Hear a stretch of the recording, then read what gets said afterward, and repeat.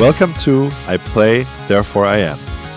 In our conversations with extraordinary games industry professionals, we discover their unique career stories, and we also find out about their personal development and philosophical journeys. This podcast is a co-production of Medianet, Berlin-Brandenburg, and Now Media, and brought to you fresh from the games capital Berlin, as part of the program Medianet Games International. I'm Simon. I'm Florian, and we will be your hosts for this program. Gaming meets philosophy. I play, therefore I am. Hello and welcome to our podcast, I Play, Therefore I Am. Today's guest is Ata Sergey Nowak, who lives and works in Berlin as co-founder of the studio Torpor Games. He had a start in games through modding and later working at Paradox Interactive. Torpor Games was founded in 2016 and had their debut title Suzerain, a game about being a leader and making decisions for a whole country and its people. Besides that, he's a very active member in the games community, being situated in Factory Berlin, a community and co-working space. He started a Circle for Games there and is running community events for the space, but also for the industry. This interest stems from his previous work, founding his own NGO and also running TEDx events. And I invited Ata on the podcast because it is always a delight to talk with him, and I have done so a lot recently. And so I believe we already had a whole podcast episode of topics between us, and so it made sense to finally start recording it and bringing Simon in to the mix. My name is Florian. My co-host, as mentioned, is Simon. Hello, Simon. Hello, good afternoon. And our guest, Ata, how are you doing? I'm doing fine. Thanks for the nice intro. Really appreciate being here. Thanks for coming on. We usually start off with like an intro question just to see where our guests are at. So is there anything that is currently on your mind? Being like a important work topic, something a project is related to, anything that comes to mind? I mean, right now we're working on our DLC that is set to release relatively soon. So that's a lot on my mind. Mm-hmm. It's really interesting trying to provide something different, whereas it's still a bit of the same because it's using the same base game. So that's something that's on my mind. And beyond, honestly, one of the things that is on my mind more recently is the societal change, that is happening, especially in Germany, but also across the world. But more recently, very close to home here.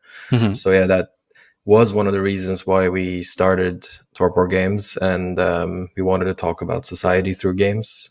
And now I feel like it's getting more important than ever as we see like a lot of the political landscape shift here in Germany too. Yeah, that's a good start. I think that leads us into talking a little bit about Suzerain, your first game. That is the game that you're also working on a DLC for at the moment. And you talked a little bit about the background, but can you tell us more about the specifics of Suzerain, what the player has to do there? Yeah, for sure. I mean, Suzerain is a very interesting and odd type of game. It is actually a mixture of multiple genres, but at its core, you play a president and rule over a nation. This nation is a fictional nation, and your experience is mostly a mixture of role-playing, dialogues, and making strategic decisions regarding like government affairs. But what Suzerain really stands out with is the personal emotional aspect and its connection to characters, not logical problem solving. And this is something that, I believe that is key to create empathy and understanding towards these difficult positions of power, but also understanding how society is always like a moving and very complicated piece of a machine. Mm-hmm. So yeah, that's kind of what Suzerain does tell. So nothing complicated at all, actually, like a really, really nice starter game for a new studio. I mean, we don't make it easy on ourselves. That's for sure. not only the fact that half of the industry was going around saying that you should never add politics into games, but then on top of that, we also try to mix different genres together, which is something that everybody tells you not to do. And on top of that, we released in December in 2020. That is also what everybody told us not to do. So I think like we're a tale of a lot not to do's that is somehow existing through pure motivation and passion, hard work, and of course our community and the people who support us. I feel like there's as you mentioned, like half the industry will tell you don't put politics into games, and the other half is the half that says there are no games without politics. Every game is political. Yeah. So I think those are the two positions that can be held, I guess. Yeah, true. And as befits the political topics, of course, there's nothing in between. Exactly. Yes. Yeah. No gray areas whatsoever. Everything is black and white. I mean, this is how life is, right? Yes. Before we dive a little bit deeper, can you tell us how big your team is at the moment? We're in total 12 people, and then we have like a lot of partner organizations and people that are like working on contract to support our operations. Yeah, we were joking a little bit about the gray areas, and that's actually a very good cue because, of course, your game is a standout game specifically because it revolves around all those gray areas. Can you talk a little bit about what's the problem or what are the challenges when making a game about politics and political decisions and like why there isn't only black and white? I mean, it's interesting, right? That we humans have a lot of biases, and we really heavily focus on the biases we have in that political experience of the story of Anton Rain, and also now like the story of King Romus, and also the story of Orvin and other characters that we're designing as main characters. But the challenge generally is that a lot of people don't really understand that this medium is super powerful to actually tackle these complicated subjects. And the image of the medium for a significant part in the world hasn't gotten to the point of film and TV yet. So for us, like the challenge is whenever we take, for example, something that already exists in a film or is already done in a TV show, but then we try to put it in games, we're always slightly concerned that will people get this because in this medium there's a different perception.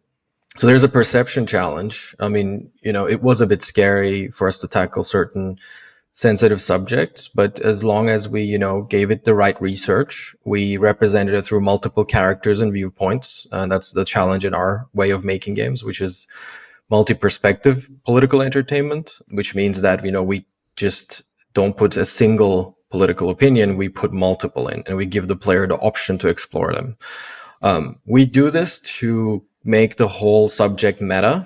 So like if you can play within these subjects as in understand why certain political decisions exist, then you can actually take that knowledge and actually reflect back on reality. And we want people to look outside and understand reality a bit more through games and maybe rethink their positions. We don't like telling people how to think. It's more about like raising more questions so you open up your mind. It's kind of like a philosophical approach in a way, actually, asking more questions. And we see a significant challenge in like fostering a community, and we're lucky we've established a quite solid and strong community that sees value in this. But essentially, I've said this before, like the world is its own storytelling machine. Like when you look out, when you read into history, you read things and you see things that are like very complex, a lot of times very tragic, to be fair with you, but also a lot of like amazingly motivating stories are out there. But for some reason, with games, we don't want to like look out again. And we just want to turn that whole thing upside down. We're like, okay, art reflects back on society. Society creates art. And that is part of where games can be. Why do you think games are so different than movies or other media in that perspective? There are a couple of things. I mean, essentially, it is a younger medium. It took a bit, movies and and film in general had like a much longer time. What was interesting with film and movies, like looking at stuff like Metropolis, for example, there were these massive, very societal productions from the get-go. Very early in, like, the film history, you see works already very deeply thinking about society and how the way we live and who we are. With games, there are some as well, right? People said that Suzerain is like hidden agenda, which when we developed it, we didn't know a game like that existed, but it's an MS-DOS game about running a country it's a 1988 game. And Wow.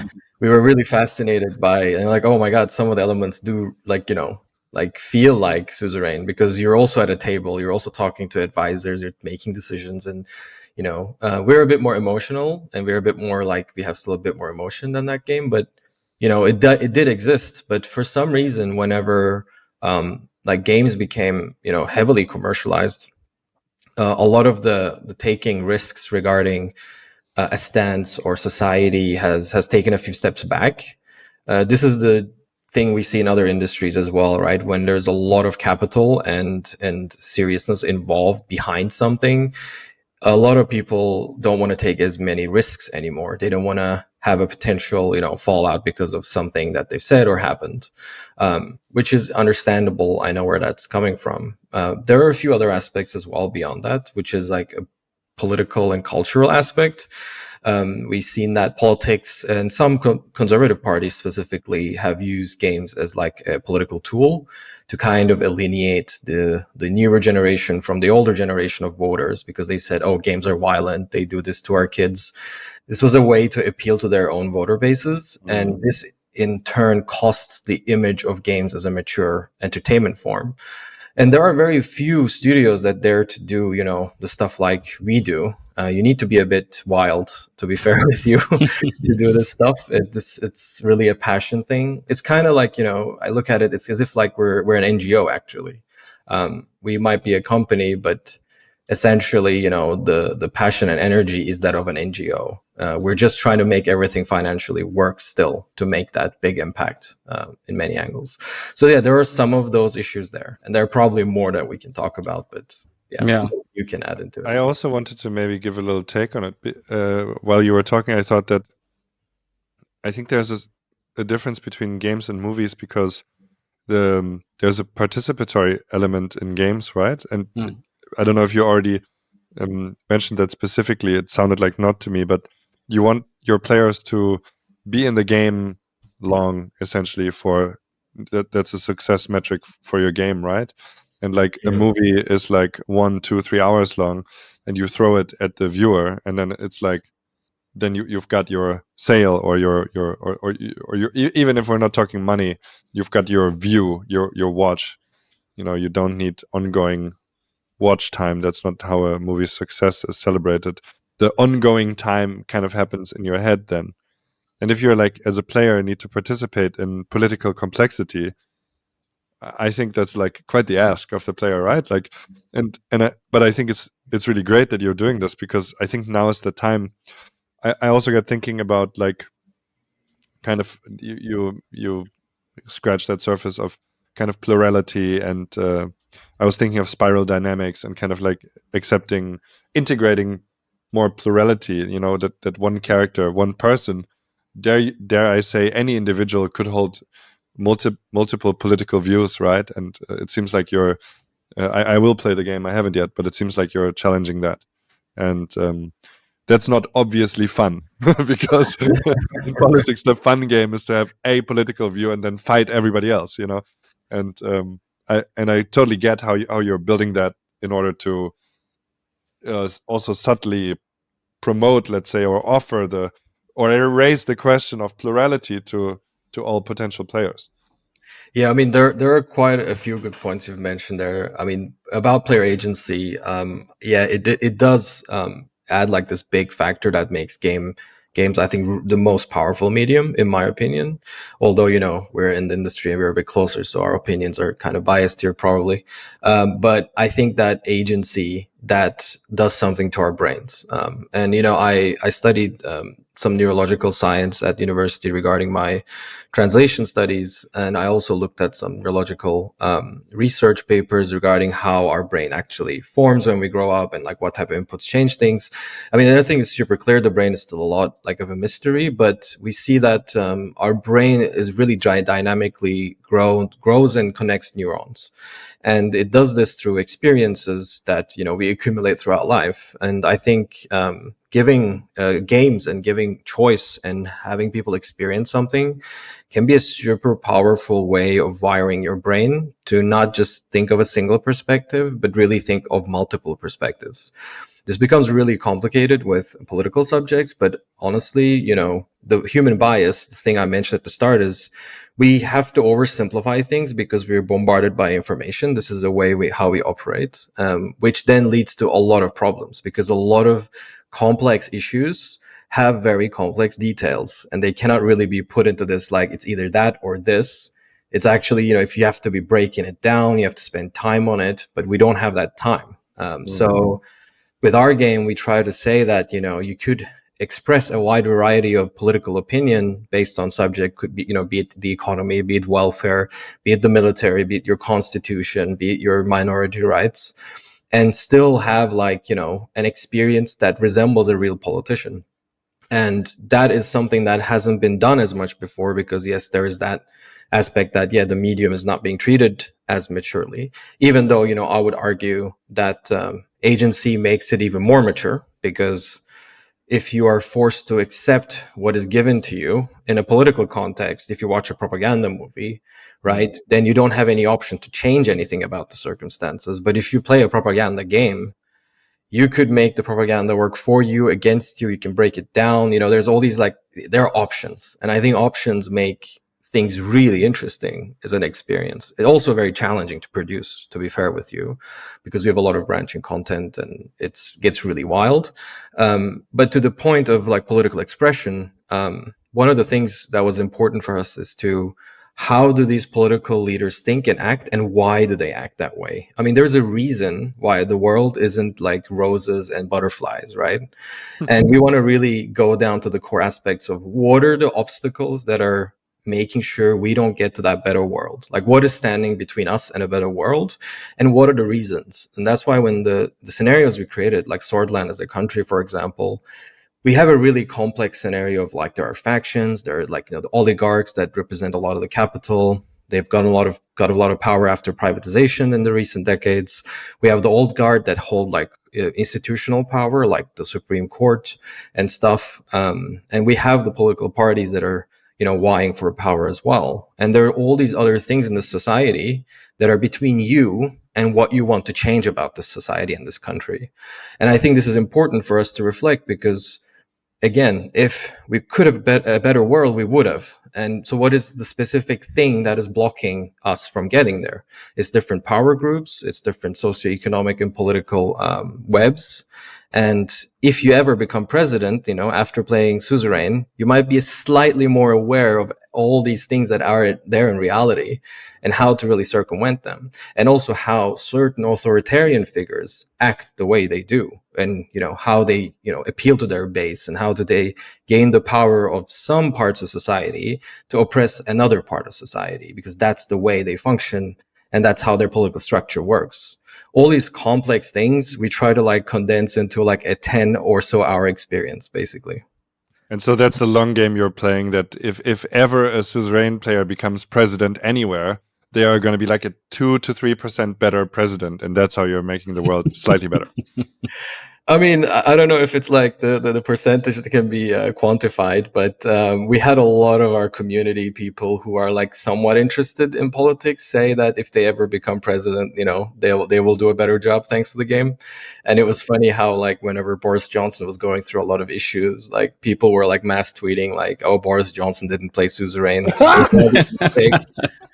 So, you know, we're seeing some funny references and comments, and it is really hilarious to see how, you know, the both things connect, like real life and art and games. President Simulator 2023. Something that I was thinking about while listening to your points was So I assume that your player base is, in general, I think, politically interested. And then they are also gamers in the sense that they are close to the medium. They have played games before. So in that way, you are reaching an audience that maybe isn't like they are interested in politics, but maybe not super active in the real world. We are seeing that, let's say, for political parties in Germany, it's very hard to reach youth, and they are losing members.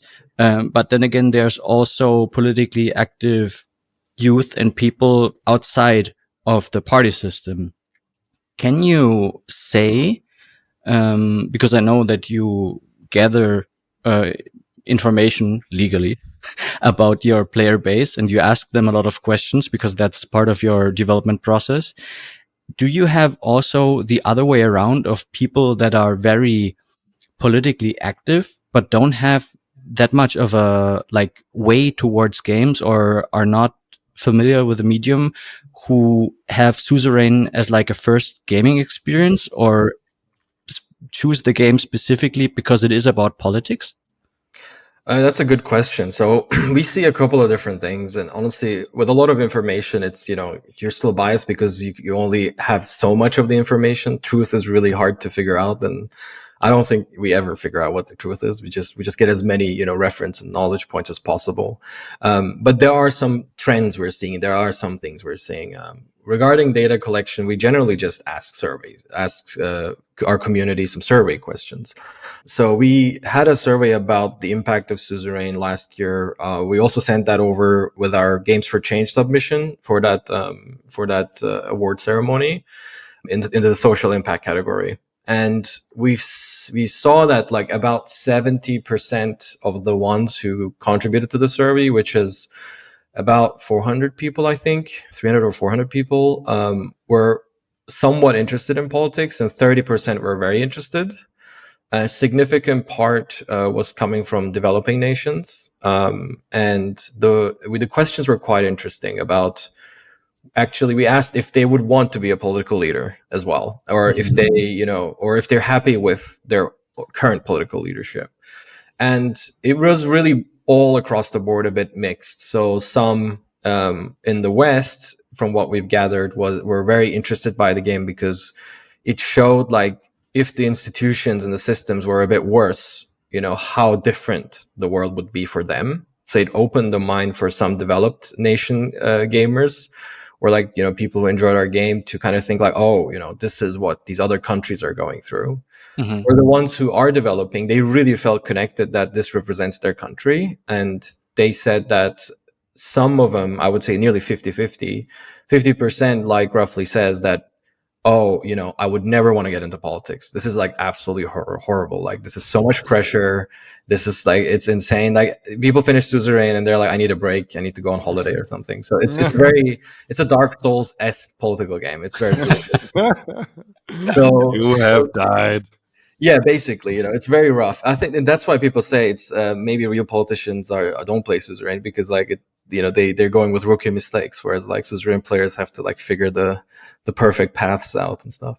And the other percentage, the other 50%, really engages with the game and actually says, what, like, I think they would be interested in actually political positions. But the difficulty is, of course, the reality is, of course, different, but it gets people thinking. The other thing we've seen was that we thought that our audience was more mature because the game is super mature.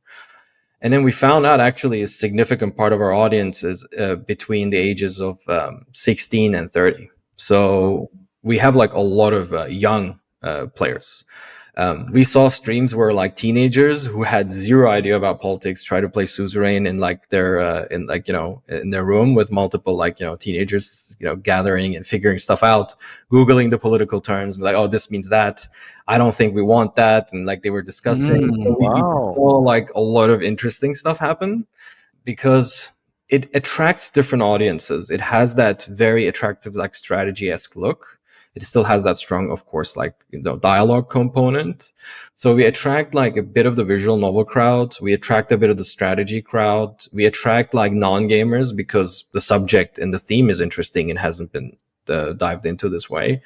So it's a very different audiences coming together. But the mature people we have, like the ones that are like above 40 or 30, and we have a few of them, some of them are in really, good positions of power in the world. Like they are in governments, they are, some of them are prime ministers. We even had like a connection with the Albanian prime minister who, their cabinet played Suzerain and stuff. So it's like we had like these things where part of the audience is like super well connected. They are in real institutions, they are in real government and stuff, and they're actually commending the game.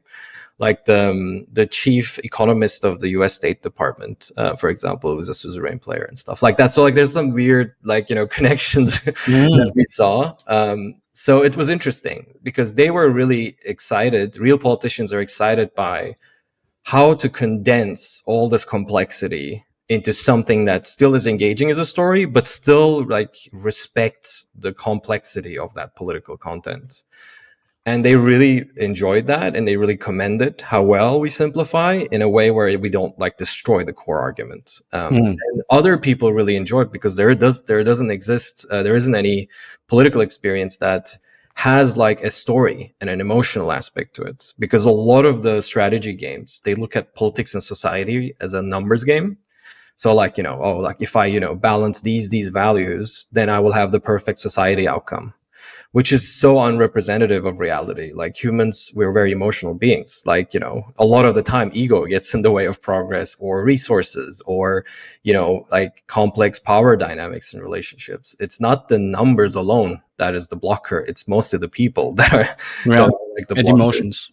Yeah. And emotions. And this is also, we have to, live with our emotions, but we have to deal with them. That's the way to live. But understanding that, not everything is a pure resource problem, and a lot of the games don't recognize that. And we are one of the few that said, okay, you need to deal with people to get to what you want in society.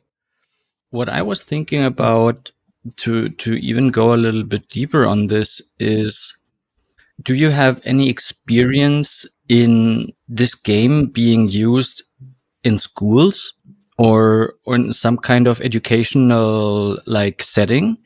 Because I think going on a limb here and bringing some personal opinion into it, there is not much, and I say this about Germany specifically, although there are also people who would vehemently say something different. There isn't much consequence in Germany for voicing your political opinion. And people have a political opinion. That's quite natural because they have a stance in life. They have something, like they have their life to deal with, and politics is heavily involved in that or influences that. And so, of course, it is natural to form political opinion, but it is hard to form informed political opinions. And we see that quite heavily in Germany through various protests, but this is not a specific German thing. But I think the way that is being dealt with in Germany is still very, very fair, very democratic. You're allowed to voice your opinion, and anybody who says anything different, I would challenge their view. But that also leads to a lot of like unfiltered, even like I would say crazy opinions that are constantly being like streamed out there in the way of like media of whatever type, Twitter, X, live streams, whatever. So it constantly, like, it's hard to escape everybody's political opinion at this point. And now coming back to the game, I think Suzerain or games like this, if they are like being used in a school setting or educational setting, could really help making young people understand that like it's a complex topic. It's not something easy where somebody has a quick solution for a problem and like that's the fix. I'm not gonna give examples. There are quite many out there. They're mostly very unfriendly and insane. So yeah, enough with the like intro to the topic. What do you think? Have you any opinions about that?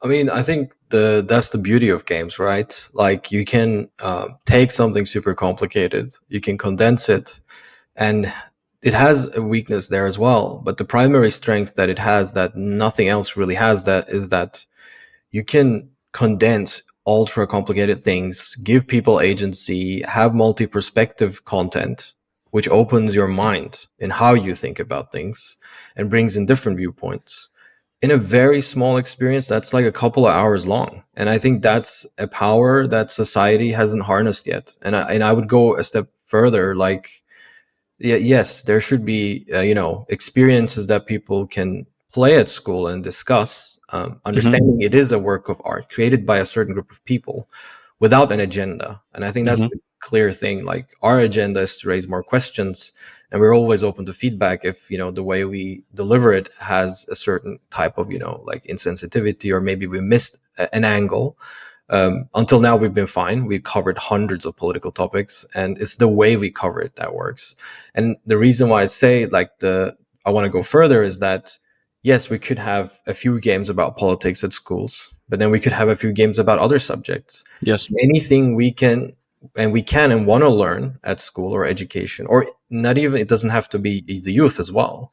Any age, any person can access experiences of games. And instead of like telling them this is how it is, read my 50-page document, or, watch this like linear, documentary, and documents are amazing. But to really emotionally impact people, you need to engage them in the entertainment. So I foresee like in the future that games will be a societal tool to train the future generations and existing generations on how to deal with very complex subjects. And, this is a power that needs to be harnessed worldwide, I think.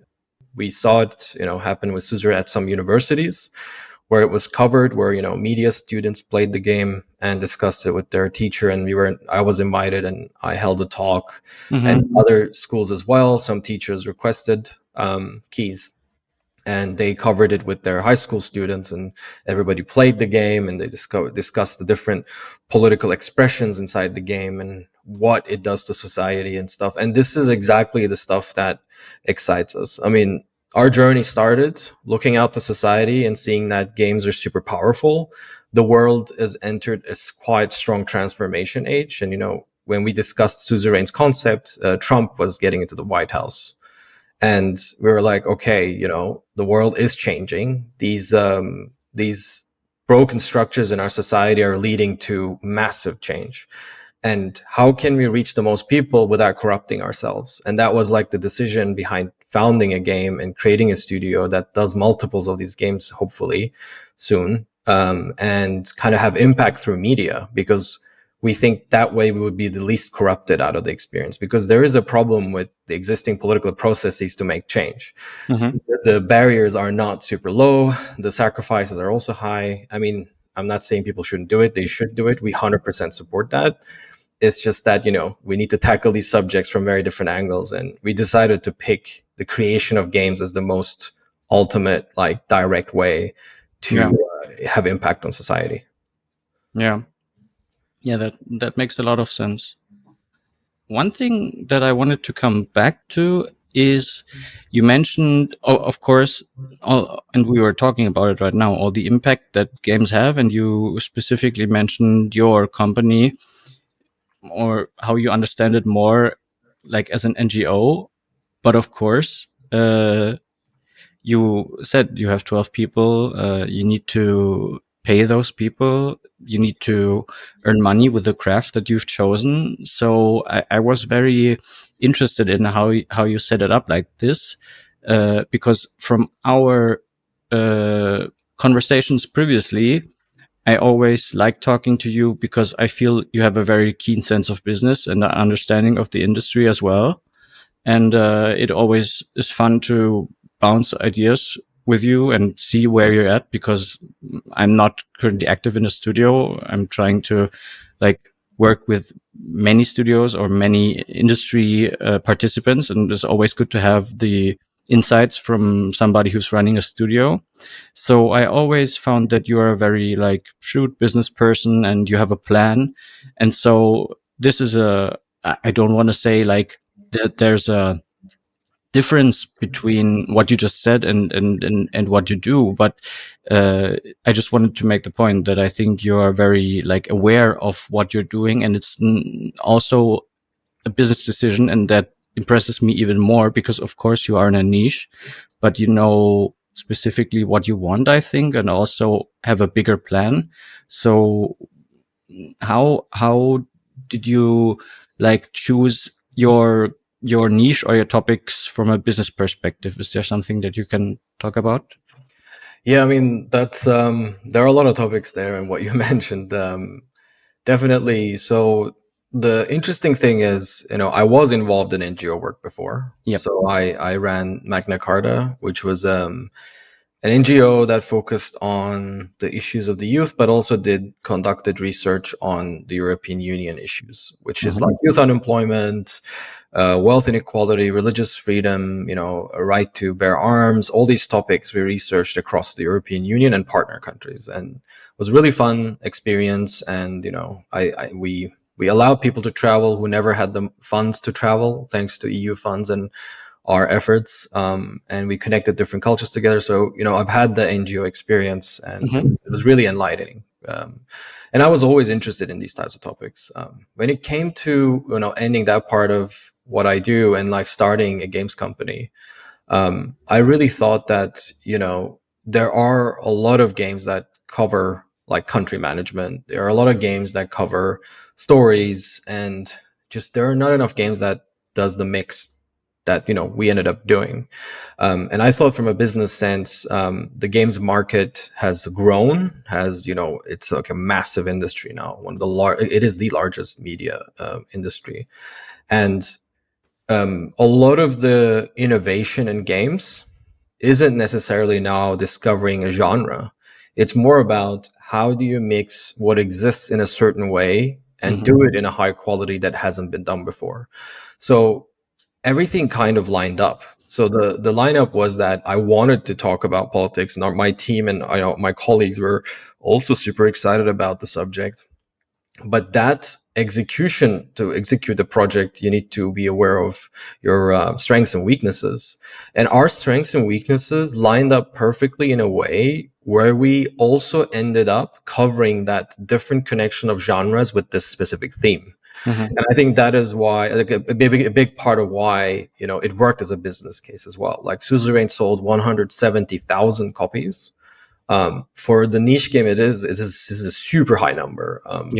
Our initial estimates were like, oh, we'll sell 15K copies. That was like our initial estimate, and so there is a business case for this. Suzerain was made with like very little resources. Like our initial investment was 125K on the product, and our gross revenue is about 1.5 million right now. So you can see that it's quite like there is demand, and people are like really behind this idea that this medium can be experienced this way, and the product is quality enough to get to those expectations. Now Suzerain is like our start, and now the DLCs and expanding the universe, growing an IP, tackling different political situations and circumstances. With our DLC, it's the monarchy. With our upcoming DLC, we have a very different idea that is going to surprise people. If we get there, I'll talk about it as well. And with our prequel, it's about completely changing the product, which is currently we play a country manager and ruler. So it's more top down, and the people that we have access to and the systems we have access to are very privileged systems. So like, you're in privileged circles. With our new game, The Conformist, we want to simulate how society changes from the bottom up. So like how a citizen individually can make impact to change society. It's set in the same universe 20 years before Suzerain, in the same country and at the same capital. And the reason why we want to do that is we want to tackle like this top down with Suzerain and bottom up with The Conformist, and really showcase how society changes from all different angles. And I think this has a strong business case because it is an RPG game with a semi-sandbox approach, so it has much more, appeal to mainstream. It's 3D. You can go around the town, you can talk to people. You have your quests. You have like quite good strategic elements to change the city. Has a strong art style that's inspired by 1930s propaganda posters and stuff. So like we want to build these two products like for the near term, and in the midterm, we want to support. If we are successful, we want to support other studios making entertaining political games as well. And that's why, I like the mention of fun earlier. Like for us, it's like we rather use entertaining, and entertaining doesn't have to be, upbeat or like, like melancholic or whatever. It's just like, it's entertaining. And some, Game of Thrones is also dramatically entertaining, for example. Something like that. That's kind of our angle. There is a strong business case because there is demand. We, out of all the struggle, managed to get that audience, to get that community. Our subreddit is getting 1 million views a month right now. Our community is like 11K strong nearly now there. Our Discord is like 4,400 people discussing politics every single day, in-game politics. And we see a lot of traction and speed. So yeah, people want this because honestly, they haven't gotten it. And there aren't many relevant titles that fill this gap. So we're just basically moving on to capture more of that market. And tell the stories you want to tell, give the experiences you want to give. And we don't want to think about genres as well, right? We want to have an experience, and we want to pick the right tools to deliver that experience within our universe. So our approach is also very unusual in the games industry, where, you see a lot of, you have this certain type of company that does like only a certain type of thing. Our thing is more the theme of politics and thought-provoking entertainment. So we're very more dynamic and agnostic in how we deliver those experiences. Yeah, that's a good strategy. I mean, you've thought a lot about like creating your own universe, your own like player experiences, and bringing everything together, keeping people interested and engaged for new topics, for new DLCs. So I really like your approach, and I think it's, like I mentioned, it's a very thought through business approach. You were talking. Oh, Simon. Yeah. I have many questions philosophically about this because I've been listening intently, of course, and I'm very. There are many things that are music to my ears in your approach, and I'm meeting you for the first time here, so I'm very curious about very curious about many things. Like, so just some examples that I'm noticing. I mean, you said the word agnostic, and so far in this conversation, and also as far as it seems in the game, you also seem to be quite politically agnostic or pluralistic, like or looking at everything a little bit, and then you're also so that's kind of the horizontal agnosticism, and now you introduced vertical agnosticism, top down and bottom up game thing. So I think this is like takes quite a bit of wisdom to approach anything really like this. I think that's what pleases me, because I feel very connected to this kind of approach. It's very holistic in a way. I guess I have a very broad question for you. Or I have like 3 questions for you but that's a longer conversation that we can have now. Before I don't know how to structure them, so I'm just going to throw them out, and then we can see where we go in the conversation. But I guess the first question is, how did you develop this approach personally? Like, who are you so that you can think like that? Because it's quite unusual, I think.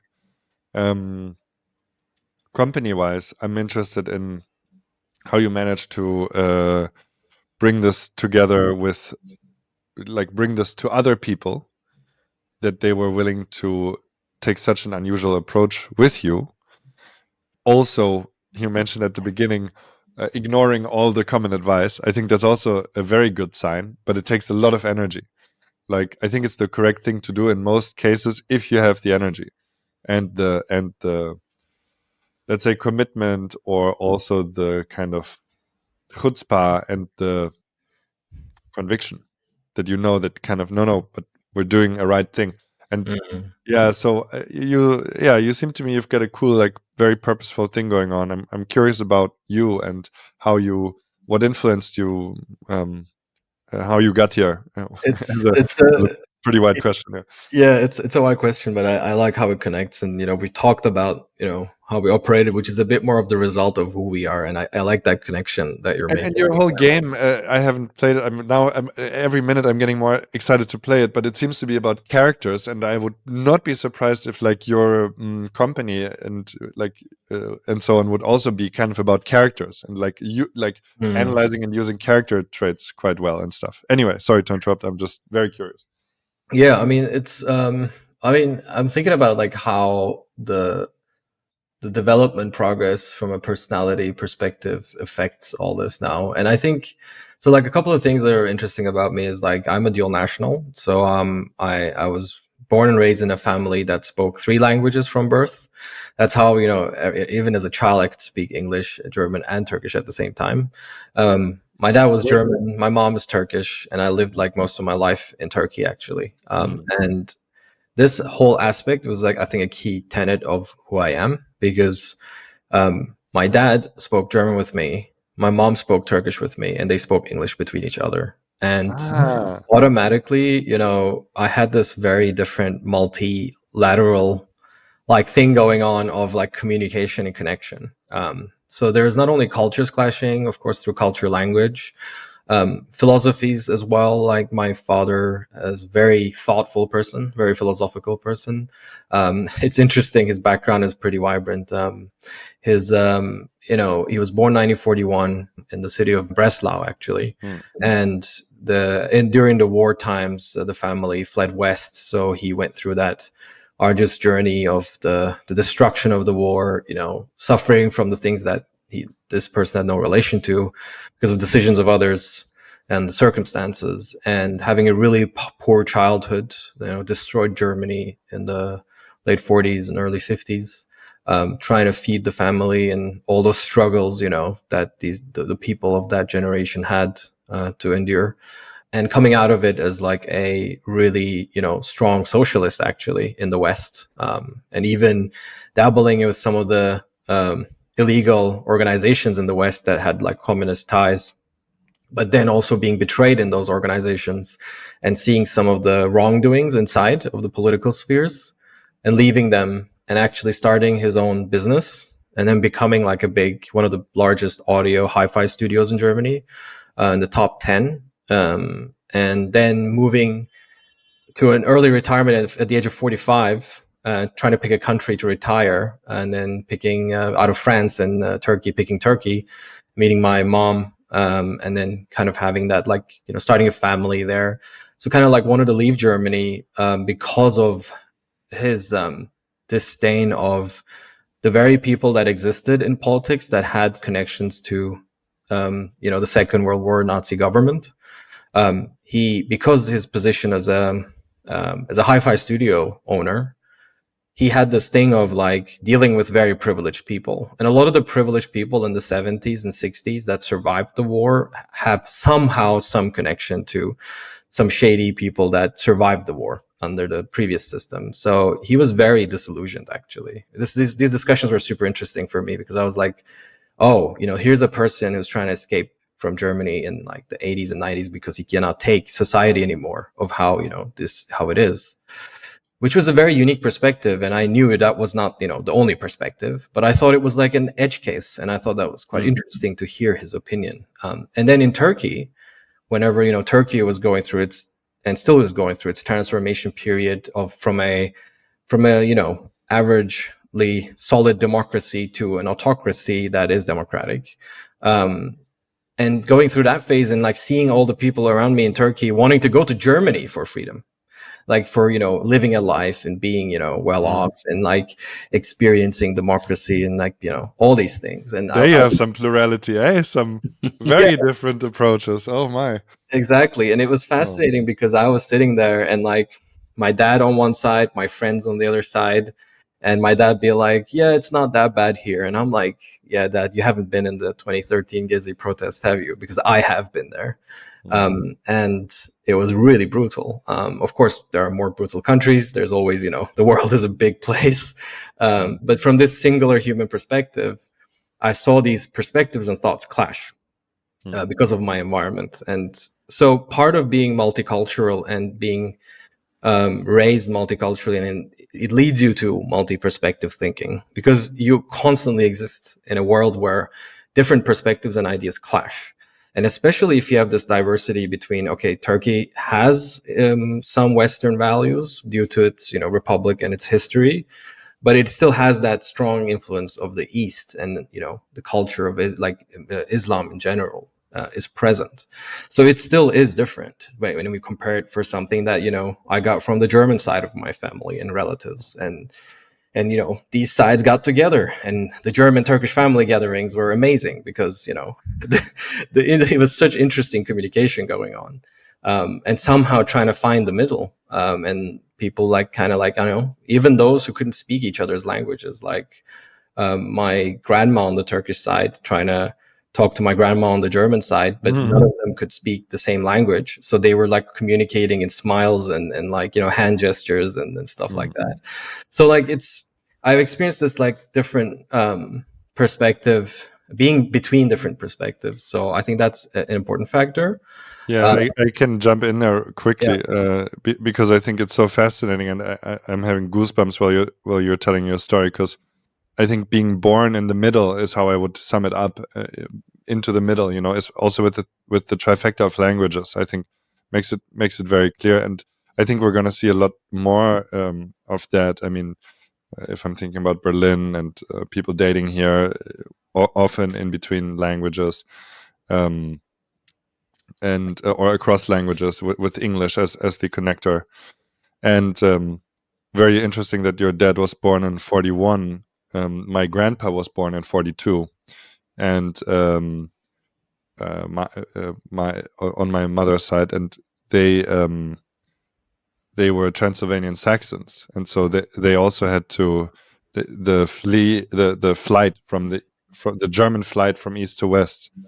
I also experience in my family and as a feeling in my being, right? Because it's part of me, and so I very much relate to that, and it's always a pleasure to speak to somebody with a similar internal experience.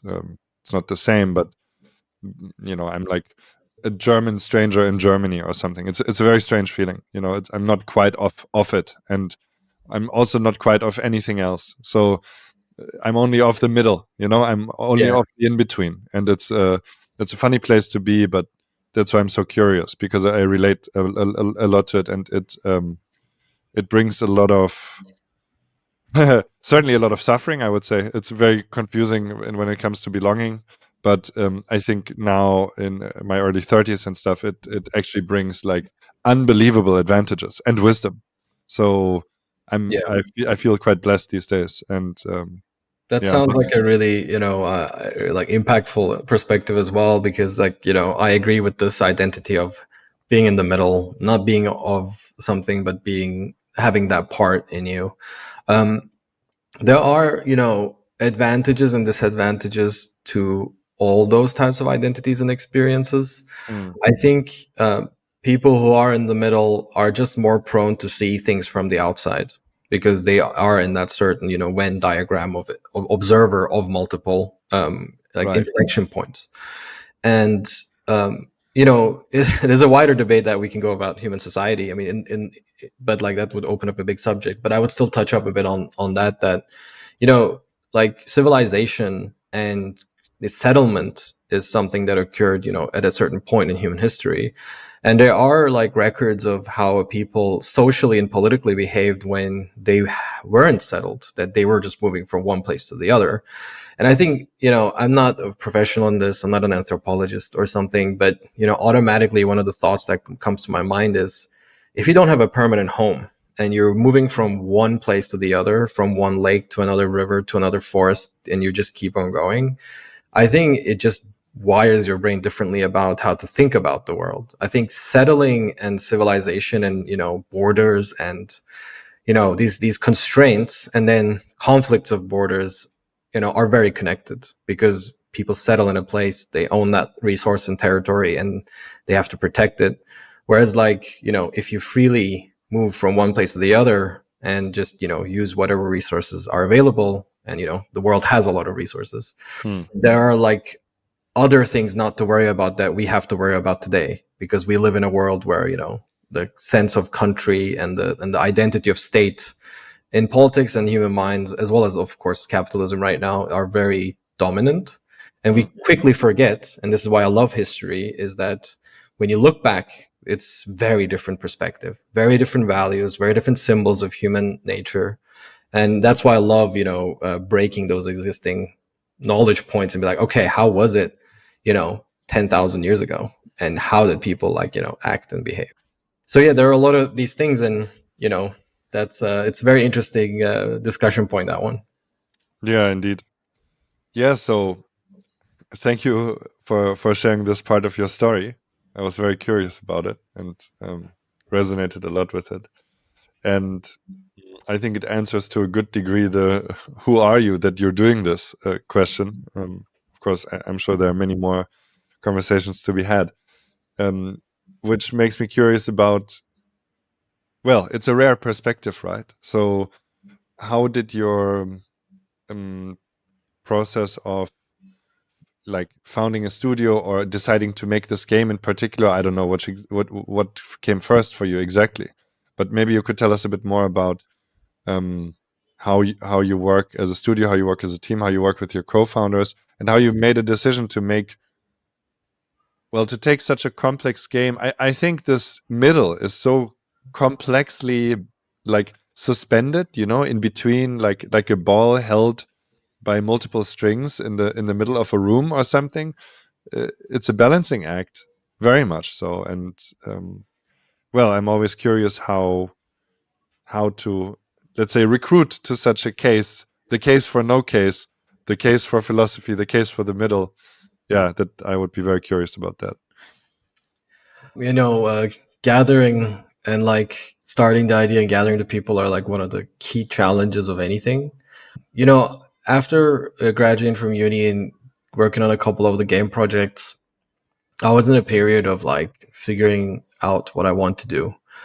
And I've done some translations at that point, which I enjoyed, and they brought in good money. And one of the things I liked about translation was that you get to learn a lot about different industries that you will never work in, because one lifetime is short and you can never work in 100 industries.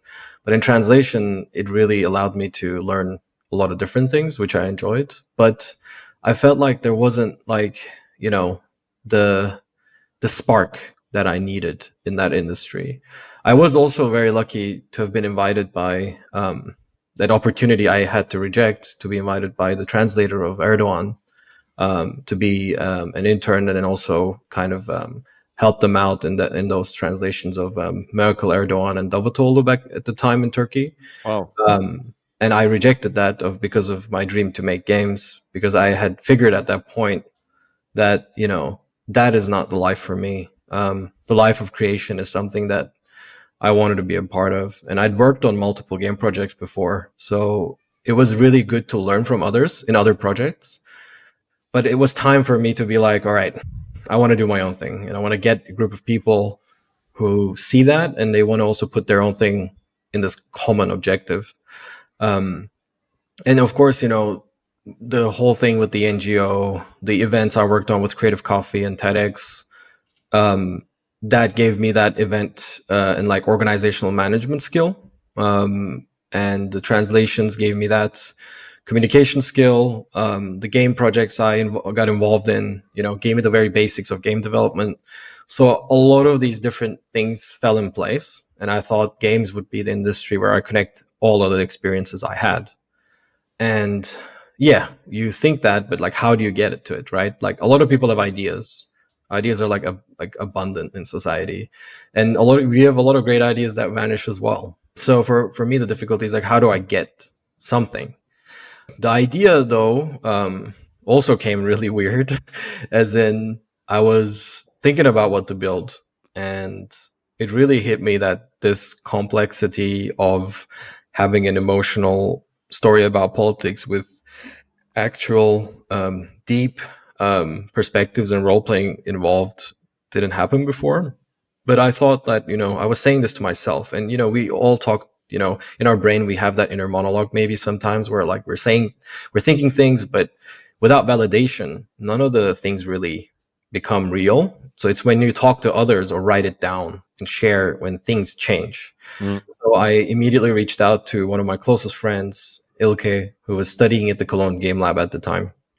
And I'm like, okay, I have this idea. It's this type of a game. It's this way. I have this capacity. You have this capacity.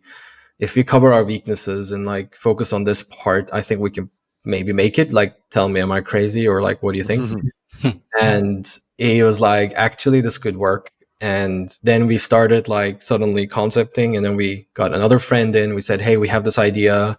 We should build something. It would be interesting. Worst case scenario, we made a small project. Best case scenario, we'll see what happens. So step by step, this grew because then there was movement, there was output. It was part-time at the time.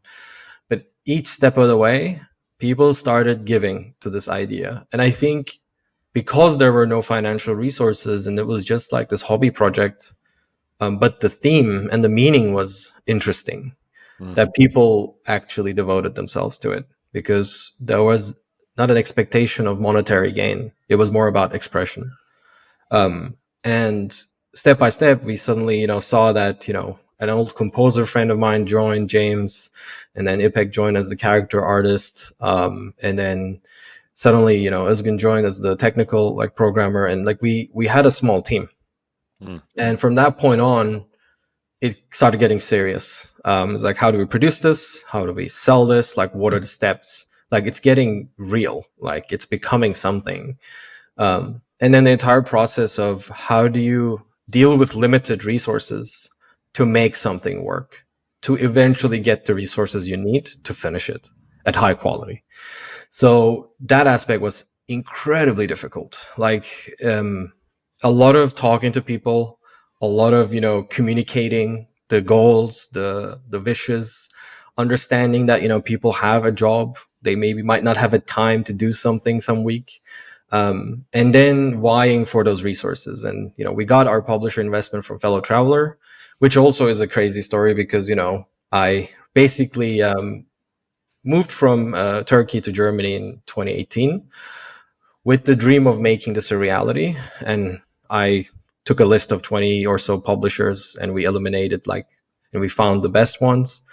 And actually Fellow Traveler was our number one pick on the list in 2018. And literally 6 months later, after making that list, I'm on a plane 2 weeks before my Turkish military draft is going to call me for like a 12-month service.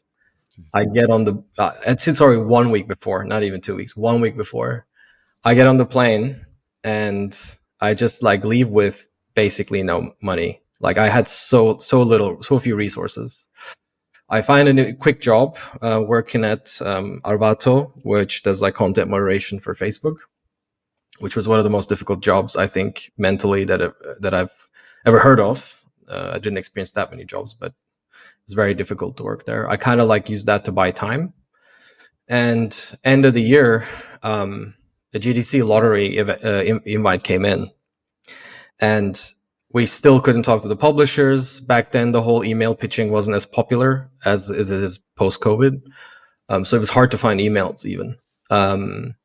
And I'd reached out to some people, but I never got an answer. And everybody told me you have to go to GDC or you have to go to Gamescom, you have to go to these events. So I'm like, all right, I mean, GDC sounds great. And Fellow Traveler said they'll be there. But how do I get there? Because my bank account doesn't really smile my way regarding the finances. So how do I do this? I have a couple of K, and GDC is going to cost me 2 or 3, and then I have none. I have nothing left, and the money I earn is barely making me get by. So I applied to the GDC lottery, and the tickets were worth so much. and I got the ticket for free. I was one of the very few people that won the lottery. And I was like, you know what? This is the sign. This is like, I have to take this now. And the costs have dropped. And a person actually helped me with a few of the additional costs because they believed in my vision and the project. And then I'm like, all right, I'm going. And at GDC, I met Chris Wright from Fellow Traveler, the managing director, and I pitched him the crazy idea.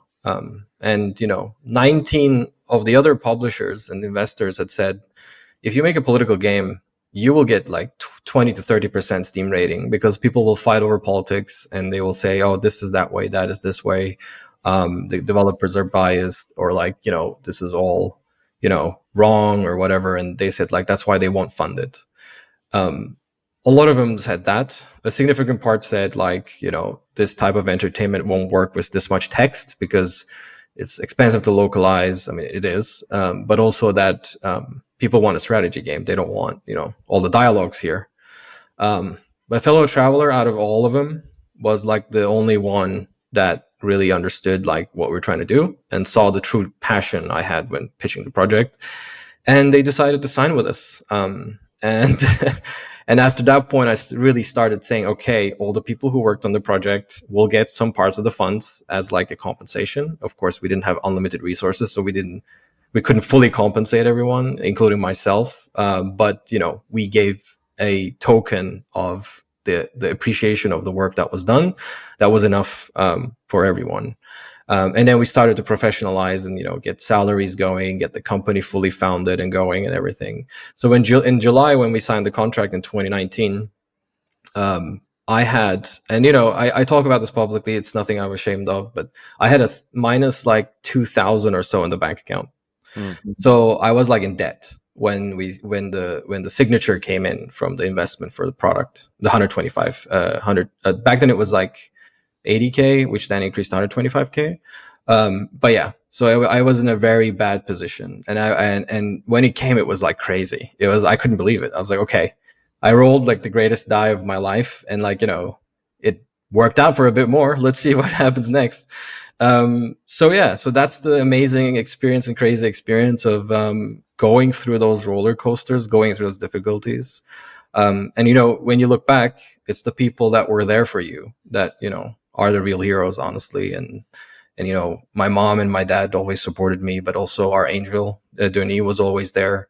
Because when you talk about something that doesn't exist yet, with the vision of what it could be, you really sound a bit crazy, honestly. And I think a lot of the people pitching big visions and ideas are a bit wild because, it doesn't exist. For it to happen, there needs to be all these other things happening.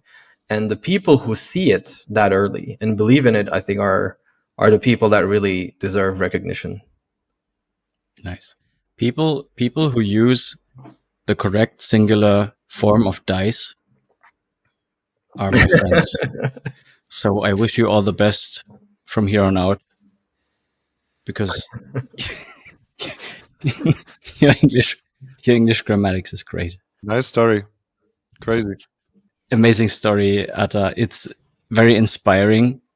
It shows so much belief in yourself and your ideas, but also specifically shows how other people need to believe in you as well, and how a community and friends and supporters really, really matter for such an undertaking. Like it's I think people who bring that much into their craft and into their projects, into their work, really deserve the best.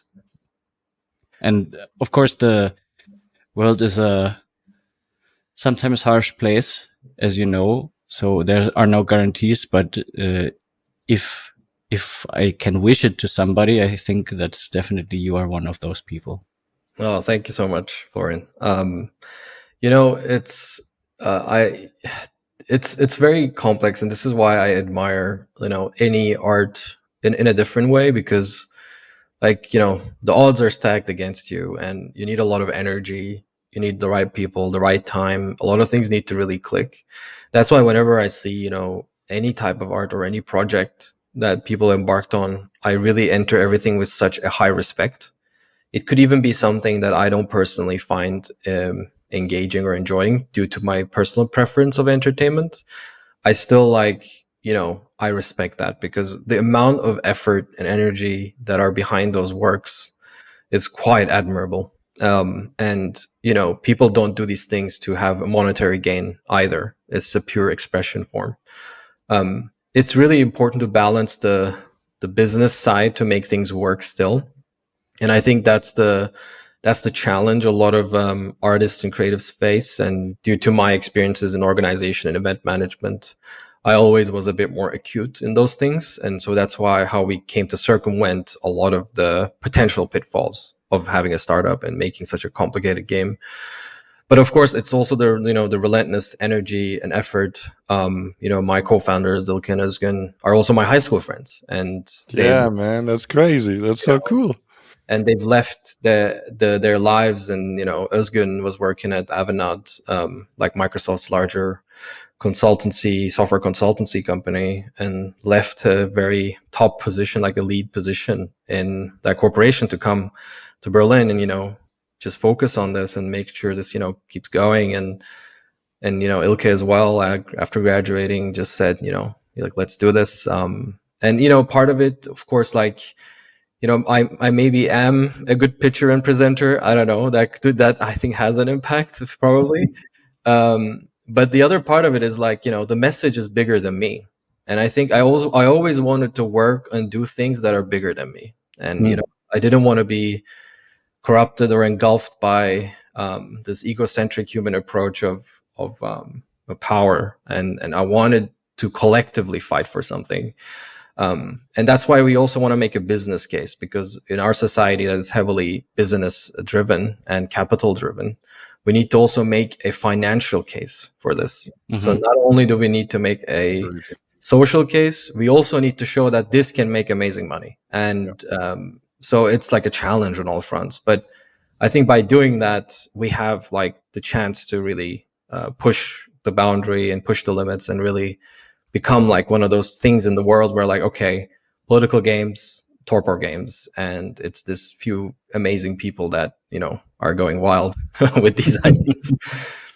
Hey, I have one important question. I think it's going to be my last one, but it's in the regular conversation. But you said corrupted a few times now. I want to know what it means to you, because I think it's important. Power is a difficult topic, but yeah, you said it. So what does it mean for you? What are you trying to avoid when you're talking about corruption? It's the human topic, I feel, right? We are people of circumstance. And whenever I really thought about, the journey of my life and every next decision I want to take or do, and, life still surprises you. You can plan all you want. But it's like, in what circumstances can I find myself in which I will change to a degree that I won't like? And I think that's the key question for me, is that I don't want to find myself in a position where the position is pushing me to lose my values.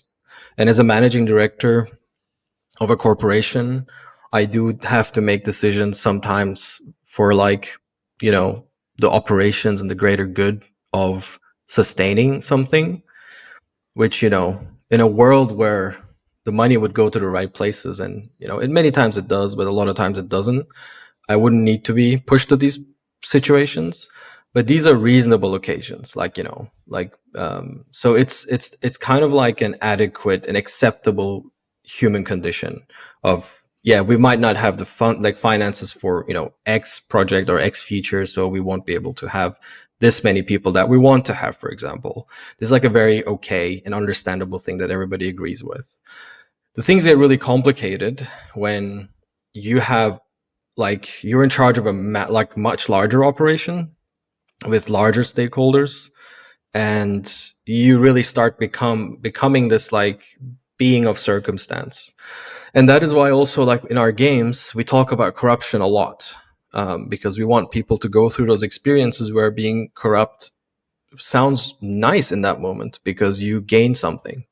And this is exactly how corruption works, because like by avoiding or not imposing rules or not doing what you should do, you get a personal benefit. And I think those types of like occurrences and things are circumstantial. You know, it's very easy to not be corrupt in Germany, but is it really easy to not be corrupt in a country where, you know, poverty and hunger is a big thing and you have something that you can do to, you know, feed your family? Like, you know, like all like it's we are beings of circumstance. And I you know, and I think that's the key learning for me in life, is that as much as possible, being aware of what circumstances you're going to fall in. If you have that ability to control the circumstances, you know, many times you don't, to be fair. Life throws things at you and you suddenly find yourself somewhere. But I thought about this, and that's why I didn't want to join the political journey, at least at this part of my life, because I knew like the very system would change me to such a degree. Whereas if I do art, I can still represent that, but in many multi perspectives, and like really open up the discussion. So, you know, that's what was my way of strategizing out of that circumstance. Thank you. Great explanation. So we heard that it's only currently not an option to be on the political path. So I can see a great future still ahead. Ada for president. Yeah. I think you know, we have a lot more to do before. But you know, the good thing is that you played Suzerain, so you can be like 2-3% better if you're president. Yeah. I think the people who played it are still better off than the people who made it, because the energy we spent on that project, I think cost a few years of our soul lives at least. Or gave you. I mean, the good energy spent gets extra energy back. So who knows? True. Who knows? True. I think what we give to the world, it really does have impact on what we receive from the world. So there's definitely an aspect there. And you know, like the whole political thing is interesting, because in our universe we are adding these like ideological variants of reality. So like our ideologies of like communism is called millennialism, and has much more of a certain way of worker decentralization. And it's like a variant of communism that wasn't fully implemented in our universe. So we have like very different takes. Like the capitalism in our universe is also divergent. It's much more libertarian, for example. So what we try to do is we want to really bring people out of the box thinking that they are in, which is like, how can the world be different? Because we feel like there are a lack of new ideas of how society should be run and governed. Because we are like in this box of very few ideas now, and yes, it's really locking our imagination down. We have a hard time R&Ding our society. We're R&Ding everything else, but for some reason, the very thing that we all depend on, we're not R&Ding. And I think that aspect, in our universe, that's why we're adding these different nations with very different political systems and trying to like really make people think outside of the box. That's a key thing for us as well. Because the age-old debate of, you know, in the last 200, 150, 130, 40 years about like, communism and, you know, nationalism and this and that, like, yes, you know, we have that in the game, but like, you know, we have it because it's understandable as concept, so people can actually, you know, have some meaning and relevancy to it. But that was the reason why we created a fictional place, is that we really want to bring people out of their comfort zone of the understanding of their world. And it's quite a challenge to do that stuff. But, you know, I think it's working well. So one thing you mentioned there about the multi perspectives and like putting yourself in that position of understanding different viewpoints is something that I really think is valuable and necessary for people to do more. And actually something that it's funny, because when we talk, we don't talk too much about politics, usually more about business and games and that kind of stuff, because like when we have the time, then those are usually like pressing stuff that's on my mind. That's why I start talking. But there's not. I think we should also find some time to talk about politics more. But what I want to say is that I generally don't really like talking about politics to anybody anymore, just because I feel like well, it's like a minefield, and on the one side, and on the other side, it's just based on like 2 or 3 points that a person makes, even if it's on Twitter or if it's like on a, when you hear them talking about specific topics, it's very easy to go down a road where you can see, oh, if that person thinks this about that topic, then their perspective on that and that topic will be exactly this, because people, like you said, are in this kind of boxed thing. Like, I don't quite understand, and I don't want to like open up a huge topic because of time reasons, but like something that I ask myself quite often is why people in Europe or in Germany specifically fall into this like such narrow categories now, where to me it was always a strength of our system that there are multiple parties and many more different like options to choose from that are like more nuanced than just having a 2-party system. But for some reason we are forcing ourselves now to start thinking even like more narrow, so you can always have like 1 or 2 options. And I think it's good that first of all you have it in your game, but then also of course the people that are behind the game need to think about the world in that kind of way.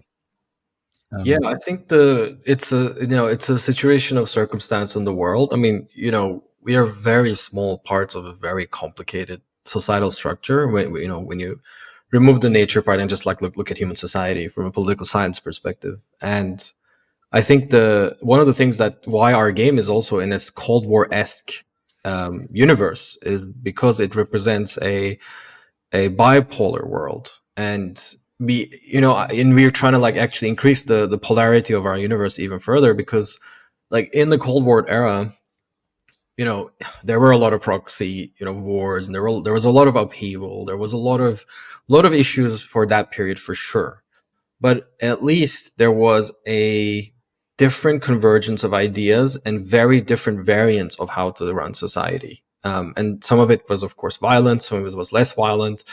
But there was a diversity of thought that had happened post World War II. And I think we've lost that because, your world has become unipolar for the most. And now we're seeing a transition period where different, I think, nearly continental power blocks are forming. But the ideological sense, from that perspective, actually, it's still a single ideology with small variants instead of multiple ideologies with multiple variants in the Cold War. And I think that is having that effect where all of us are thinking purely from that perspective, because, the large system competitor like China imposes capitalism in a different way. Yep. It's state capitalism, and and that aspect of having a single party structure that focused on efficiency and control, it still runs on capital ideas. And so it's not a different system, it's just the same system imposed in a different way, just better.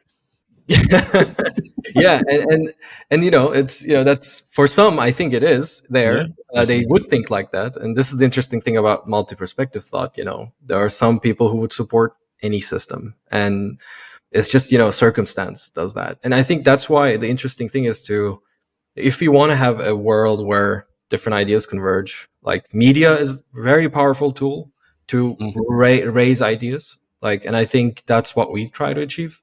But also we need the thousands of universities that exist on this earth to, I think, really think differently about society, to really think outside of the box, because universities are the places where new thinking and different thinking are fostered and exist. And I think they should lead a lot of the charge on what does tomorrow's society look like, instead of keeping analyzing what the past society looked like or the existing one looks like.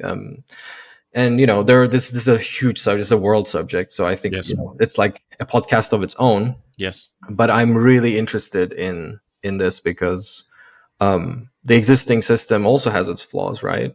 Yeah. And any system does. And I think it's also important that people see their potential to own and change the system as well. And if there are no other ideas, if people are like disconnected from politics, as you've said, they cannot talk about it.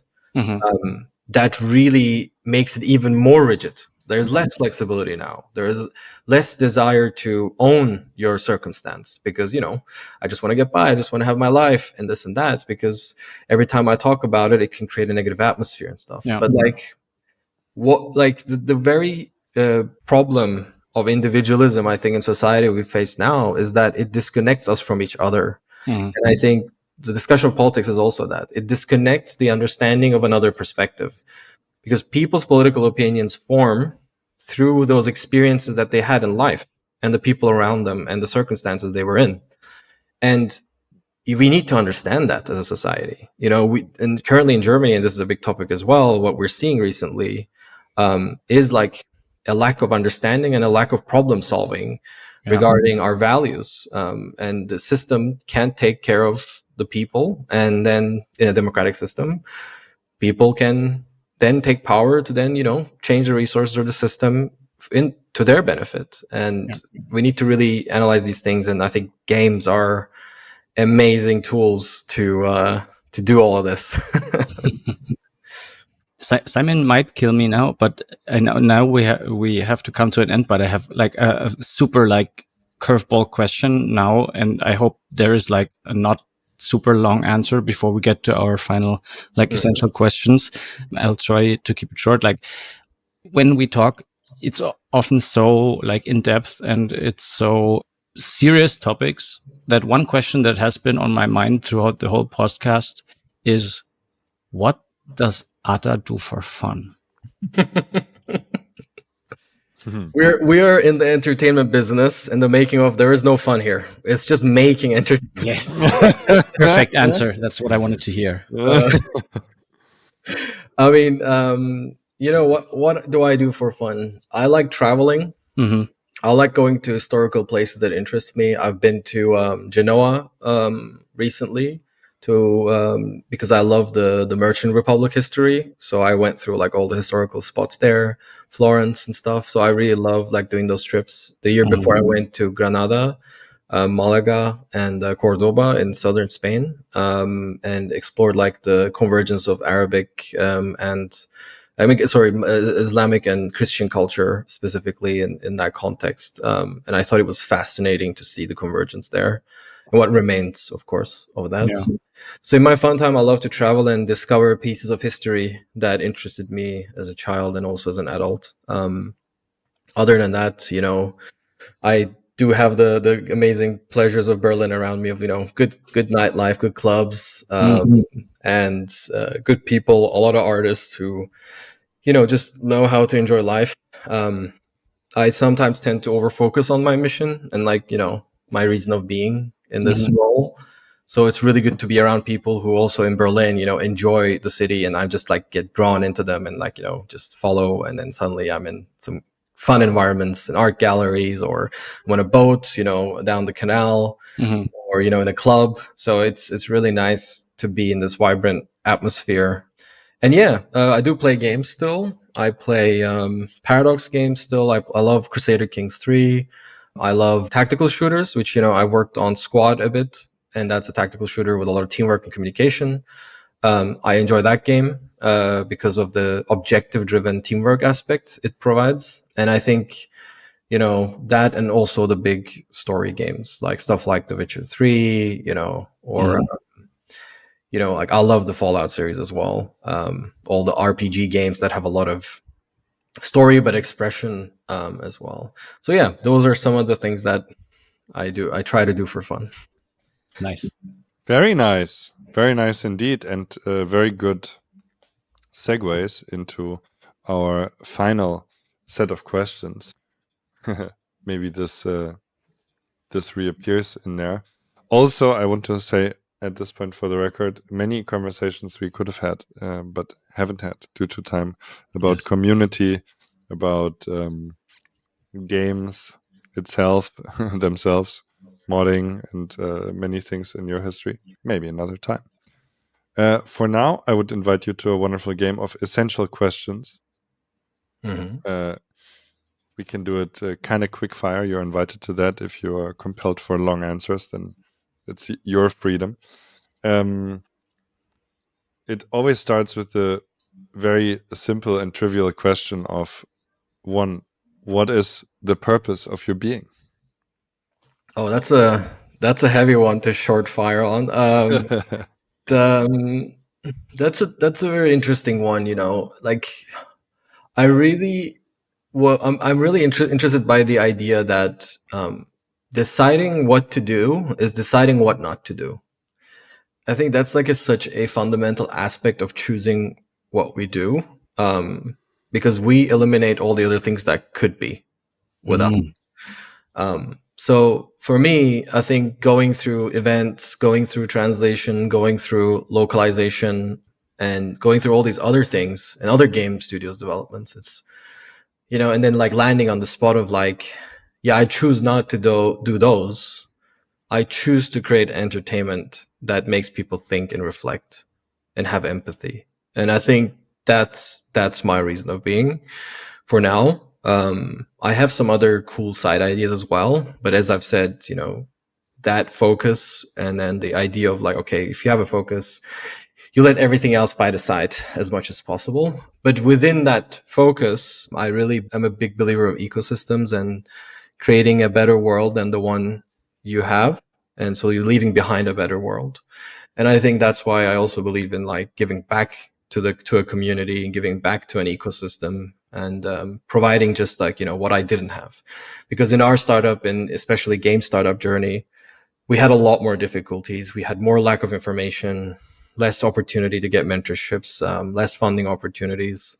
So I try to like, make sure that I transfer as much knowledge as possible or help as much as I can. Over the years, I've helped like dozens of studios without charge, even with their funding applications and publisher picks or investor picks. So I do believe that, yes, I am doing something, but I still need to be valuable to my community and society. And it's just something that comes from within me as well. It's just, yeah, I feel it and I just do it. Thank you. What inspires you? What inspires me? This is also a really interesting one. I think the world changing drastically and getting out of hand in some aspects inspires me a lot, because I can see, at least even if it's small, the little bit of impact I can have in that. And I think to kind of change that in another way. So I'm inspired to help society, I would say, in a way where without any, like without dictating what society should be, but more about reflecting back onto it. I think that's the thing that inspires me to do what I do, because I think it is urgent. Yeah. What is a beautiful day to you? In Berlin, I mean, a beautiful day is kind of like, sunshine and people out in the street just being free and happy, and enjoying a beer by the canal, talking to people about life.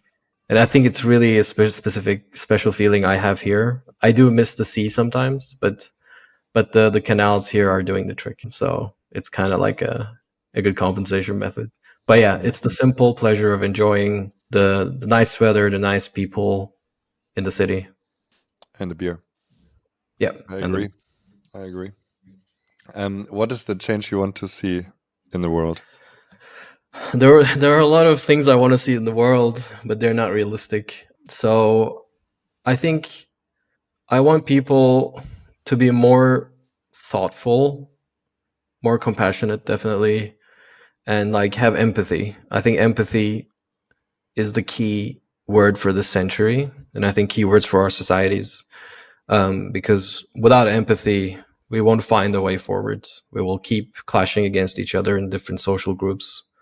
And yeah, I think we need to have empathy to understand, and then have the will to fix societal broken structures, to create a better world. Yeah, and I think that's the key thing I want. We talked at length about this today already, I think, but for the record, how do you contribute to the change you want to see in the world? That's always an important question. Also, like, one of the reasons why I enjoy helping other studios and mentoring and working on projects with the Ministry of Foreign Affairs here in Germany, as well as like a lot of the studios coming out from Berlin have something to say. And I think that's so unique to Berlin, and especially I think also the German ecosystem of games, where I hear like so many young talents, they some of them of course want to make purely entertaining products, and it's amazing. I 100% support them too. But I see a trend of like studios wanting to talk about climate change, or wanting to talk about inequality, or wanting to talk about, the inefficiencies of capitalism and obsolete production structures and stuff like that. So I really enjoy helping everyone, but I hope that some of my help translates into these studios having something to say, become real, because I believe in the impact they will have on society as well. Awesome. Here's a question. If you would start a new save game in your life right now, what occupation would your new character have? This is a very interesting one. I think, there are a lot of things that I'm interested in, but if I would like have a completely new life plus, plus means more difficult. I just like new life, then no plus. But I would definitely do something regarding space. I'm really interested in the space industry and space itself. So if I would start anew, I would create like a startup or a company related to the space industry, specifically a simulation company, and try to figure out how to like help the maintenance and sustainability of human operations in space regarding logistics and first aid and like all the human infrastructure related subjects. I think that's one thing that really is at the back of my mind as a passion. So I would go that way, but also I'm personally fascinated by space itself. Awesome. Yeah, life is long. Many lives can be lived. You never know. Last question from my end. Do you have books that you often recommend, maybe like to give people, or that changed your life? Top 3? Oh, this is a good one. I would also include movies into this. Sure. Books wise, and this is going to sound super weird, The Art of War by Sun Tzu. Nice. As a kid growing up, I played a lot of Total War games. And for some reason, like Shogun really impacted me, and I was really amazed by it. It was also, of course, also Rome Total War. And The Art of War is something about war, which, I'm a pacifist, as like my dad. So I'm against conflict as much as, reasonably possible. And The Art of War does have a philosophy in it, though. It's about understanding yourself, understanding your strengths and weaknesses. And I think this philosophy can be applied to life. I think so. It's a better life book than it is about war, actually, because ancient war is different than modern war anyway. So that's one. The other one I would say is The Prince from Niccolo Machiavelli. Not because of like the methods are imposable or good. It's more about like thinking of how like certain dark aspects of human nature and power can be, and understanding how far we can go as beings and how dark we can be. That is definitely like another one. As a third, this is an interesting one, The Last Kingdom from Bernard Cornwell, which was one of the key books in my life because it tells the story of Uthred in Northumbria in the age of Viking invasions at Lindisfarne. And it tells of like a Northumbrian kid who gets kidnapped by the Vikings, who's the son of the local lord there, and he gets adopted. They made a TV series of this like in the recent years, actually. And he also appears in Vikings, right? The TV series. Yes, yes. And it tells the story of someone that gets raised in two cultures, and this person has perspectives on both cultures, and I felt really connected to that character because I was in between two cultures and two very different ways of thinking in life. So I thought it was amazing, and also it was historical, which I was really interested by. Movie wise, there are a couple of key movies that I think are like really amazing and that I think everybody has to see. One is called Life is Beautiful. It's an Italian movie about a family being put in a concentration camp, and the father trying to make everything playful and as if it's a game to their kid in the camp. I thought it was like one of the most powerful movies I've ever seen. La Vita è Belle, or Yeah, whatever. La Vita è Bella. Yeah, Yeah. I think it's Bella. Yeah,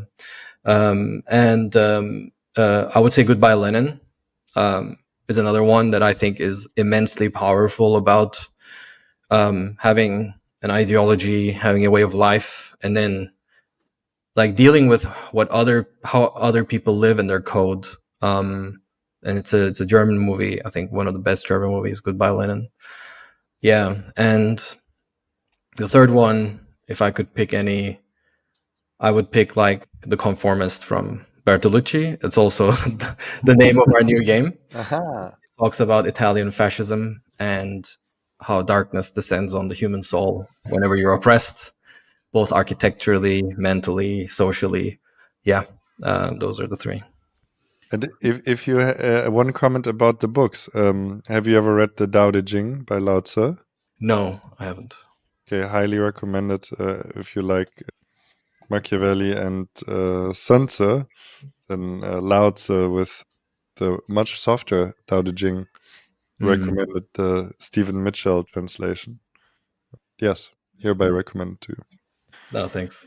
So you made your own category of movies, but there's still then third category of what are your favorite games? Also 1, 2, 3, maybe. Oh, that's a good one too. I mean, I really, really like Crusader Kings as a game. It's a very complex systemic storytelling machine of 50,000 plus characters in a historical setting. It does role playing and narrative systemically very well. Of course, it's not a written narrative, but I think it's super interesting to, have your own dynasty and have your family and deal with political and also relationship issues and stuff. And also discover pieces of history while playing, which, I always thought was the specific beauty of Paradox games is that you can go into different times in human history and experience them as a person from a strategy perspective. I would say Project Reality, which is a mod that I've worked on and I was a big community member for a long time, but which then became the game Squad. Actually, the mod became the game. Mm-hmm. It's an interesting it shows the power of mods actually as products of community, democratized community development. And I think Project Reality and Squad, it's not because they are military experiences that they're successful. It's because they're very objective and teamwork driven experiences where you have to communicate, where you have to rely on each other, where having a lot of score does not actually mean something. And I think I really appreciate that, different design thinking behind a game where your personal gain as like having the highest score is not of consequence to winning a match. I like that. I think it shows you how you need to band together and, work and cover each other's weaknesses and stay in communication to achieve objectives. I think those games really fostered my team management and team leading capabilities even very early on. So Squad and Project Reality would be that one. And as a third, I think something that left a lot of emotional impact was definitely like The Witcher 3, I would say, because it really made me feel like I have like a real connection with the characters, and I felt like I lost them whenever the game ended. Like I had this like a significant stasis of emotion when the game ended. I was like, whoa, like these people are gone. And it was I think it was the only game where after it ended, like a few days had passed and I felt so lost and like I wished the connections to be back that I went back into the game and I wanted to find the characters in the world, and they ran out of content, so they were repeating the same dialogue piece, and I actually felt sad. I was like, oh, damn it, that was it. Like it won't ever be, continue, and I lost these people nearly. So it's kind of like it was very powerful, and I think it's because of a couple of reasons that they've done that well. It's a long experience where the characters stay, evolve, where your choices have impact on them. And I think that well-connected approach, creates this real social connection in your mind. Nice. Who is somebody from the games industry who you'd like to get to know? Oh, this is a good one. I mean, I have to say, I don't know how it all happened, but I feel like I've met a good amount of people that I really respected as game designers and game developers, and somehow like life just allowed that to happen. So I'm really happy that I've met quite a few people that from Obsidian Entertainment who worked on Fallout New Vegas, for example, which is one of my favorite RPGs. But The Witcher 3 topped that one, so I didn't add it to the list. But like I've met quite a few people right now. Some of the people I'd be interested in meeting would, I think, definitely be more in from the Disco Elysium team, the Studios Elm, because of like I'm really interested in this whole starting from this art perspective and how to transform that into like what did they go through to transform it into a game. I think that part really interests me because that's a massive project, much larger than Suzerain, and more costly probably than Suzerain from what I can tell. But I wanna understand the philosophy behind it better, and yeah, that would be quite interesting. Other than that, like I Don't get too many.